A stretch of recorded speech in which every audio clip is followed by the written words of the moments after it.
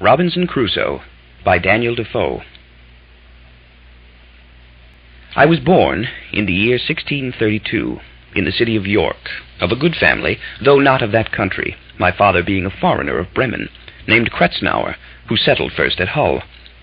He got a good estate by merchandise, and leaving off his trade, lived afterwards at York, from whence he had married my mother, whose relations were named Robinson, a very good family in that country, and after whom I was so called, that is to say, Robinson Crusoe. But by the usual corruption of words in England, we are now called, nay, we call ourselves, and write our name, Crusoe, and so my companions always called me. I had two elder brothers, one of whom was lieutenant colonel to an English regiment of foot in Flanders, formerly commanded by the famous Colonel Lockhart, and was killed at the battle near Dunkirk against the Spaniards. What became of my second brother I never knew, any more than my father and mother did know what was become of me. Being the third son of the family, and not bred to any trade, my head began to be filled very early with rambling thoughts. My father, who was very aged, had given me a competent share of learning, as far as house education and a country free school generally go, and designed me for the law. But I would be satisfied with nothing but going to sea, and my inclination to this led me so strongly against the will, nay, the commands of my father, and against all the entreaties and persuasions of my mother and other friends, that there seemed to be something fatal in that propension of nature, tending directly to the life of misery which was to befall me.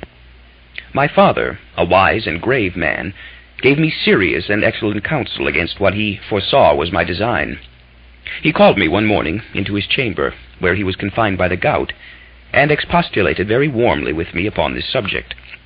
He asked me what reasons, more than a mere wandering inclination, I had for leaving his house and my native country, where I might be well introduced, and had a prospect of raising my fortune, by application and industry, with a life of ease and pleasure.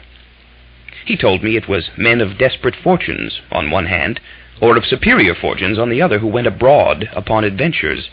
aspiring to rise by enterprise, and make themselves famous in undertakings of a nature out of the common road, that these things were either too far above me or too far below me, that mine was the middle state, or what might be called the upper station of low life, which he had found, by long experience, was the best state in the world, the most suited to human happiness, not exposed to the miseries and hardships, the labor and sufferings of the mechanic part of mankind, and not embarrassed with the pride, luxury, ambition, and envy of the upper part of mankind. He told me I might judge of the happiness of this state by one thing, viz., that this was the state of life which all other people envied, that kings have frequently lamented the miserable consequences of being born to great things, and wished they had been placed in the middle of the two extremes, between the mean and the great,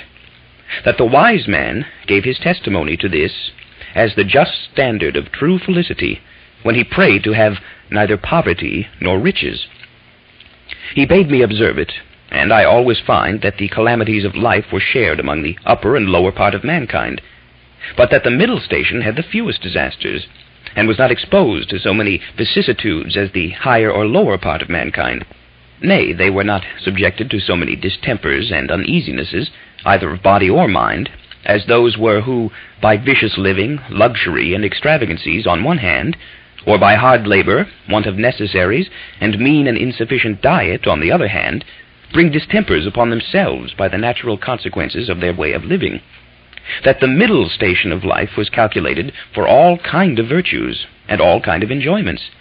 that peace and plenty were the handmaids of a middle fortune, that temperance, moderation, quietness, health, society, all agreeable diversions, and all desirable pleasures were the blessings attending the middle station of life.